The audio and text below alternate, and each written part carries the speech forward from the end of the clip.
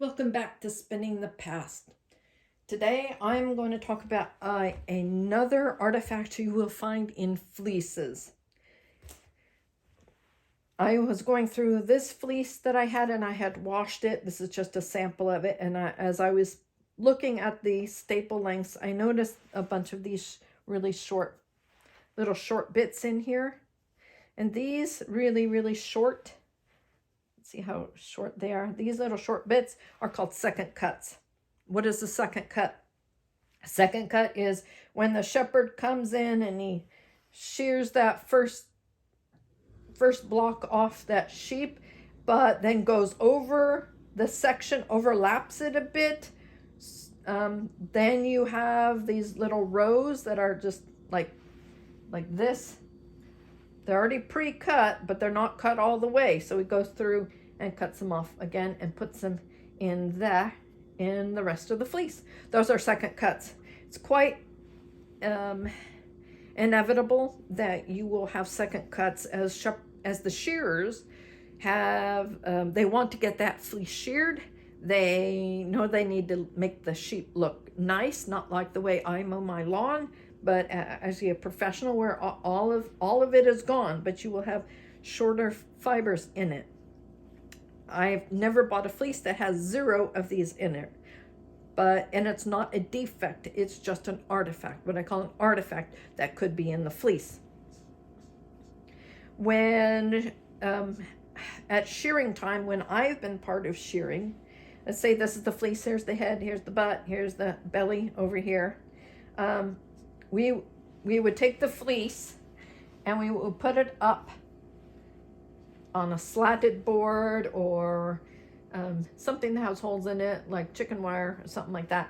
And when we shook it, then these little bits would fall through. This doesn't fall through. It does fall through my fingers, but it doesn't fall through normally. And chaff and dirt and everything would come to the ground. So yay, that's a lot of our work. And historically, very similar. We have very similar engravings of a process that they would have always done this to fleeces. They always sorted their fleeces before they gave it to the hand spinners. Okay, so you will have these short bits. Now the percentage of this in here might differ. That's what you need to look for. What is acceptable to you? Because when I come home, I still roll out my fleeces because I learned over 2 decades of spinning. I have learned to unroll the fleece, and I will look and I will kind of look at their skirting, and I will skirt things out myself, and I might see some of these in here and I will pull these out because I don't want to waste my time having to deal with second cuts either. But all wool has a purpose, so it goes in my little special stash. I have a special bucket just for these little bits and bobs that don't really belong in the spinning stash, but they may prove useful in the future for felting, needle felting, all kinds of things you could use this for. So here, another thing I want to tell you, but why is this bad? Yeah, they're short, but why? So let's say I have my fiber here and pretend that I'm making a rolag. I'm not going to do it on my fingers, but I will have hand cards. But let's say you have this little bit that's kind of on the top of it. It gets spun in it barely. This is going to have a lot more twist than this.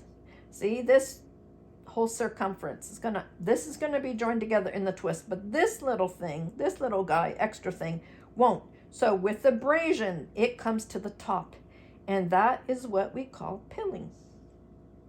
So if you want to know why wool pills, it's because the commercial producers just have the good, the bad, and ugly, and they just put it all together and then they spin it, no questions asked. And that's why you can get pilling, especially with commercial yarns. It's no comment on them, but they have, hundreds and hundreds of pounds to deal with. As a hand spinner, I might have just a couple of pounds at a time. So there's a different, I guess, scale to producing. So I, as a hand spinner, can be very picky, but they can't. They just need to get it in and out. So if you have any questions, just leave them in the comments. Again, this is just an artifact. It's not a defect. Just understand that through the shearing process, it's inevitable that the shearer will have to go over a second time. And that's when you get these little second cuts. It doesn't reflect on the shepherd. It doesn't reflect on the shearer. It's just it needs to get done for the welfare of the animal and for aesthetics, how beautiful that animal looks afterwards. But if you just know that that is something you may find in it, and depending on how picky you are as a consumer, how much you want to deal with it and how much you don't. So if you're a newbie, ask questions. If you're there at a fiber event, ask them how much they skirted it. And some shepherds are so happy to tell you, and they're so happy that you even know these words like skirting and second cuts and all that. They would be so happy, and they will love to share their shearing experience and what they do to avoid these second cuts, because to be honest, shepherds don't like second cuts either.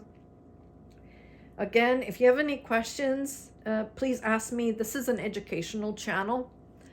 And there are some who objected to my last video on canary staining, thinking that I was smearing all producers of all fleeces in the entire world for some reason. That's not at all what I had said in the video. But we need to educate. I feel that we need to educate the newbies, the next generation of fiber artists, what they are buying, what they're looking at. The more we can educate them, the more they will feel confident. And that confidence will keep them in the craft. That confidence will help them feel like they are a part of this craft, not just an outsider, but they understand what they're buying, they understand what they're looking at. All these are very, very important for the next generation of consumers, and that's very important for the producers. That's what this channel is for. It's for helping the newbies. It's an educational channel, and it's not just the newbies, but also more experienced. And there's plenty of other spinning channels out there you're welcome to look at and get different viewpoints and get different perspectives. I've been spinning over 20 years, completing a 7-year a college level course on Master of Hand Spinning. So I've been through this a lot. A lot of different breeds, a lot of different artifacts I find in wools as I find them. And instead of as a criticism, I, as a professional level of spinner, I know what I'm looking at. I know what is an artifact, what I need to set aside, what is good, because every bit of wool in my book has a purpose.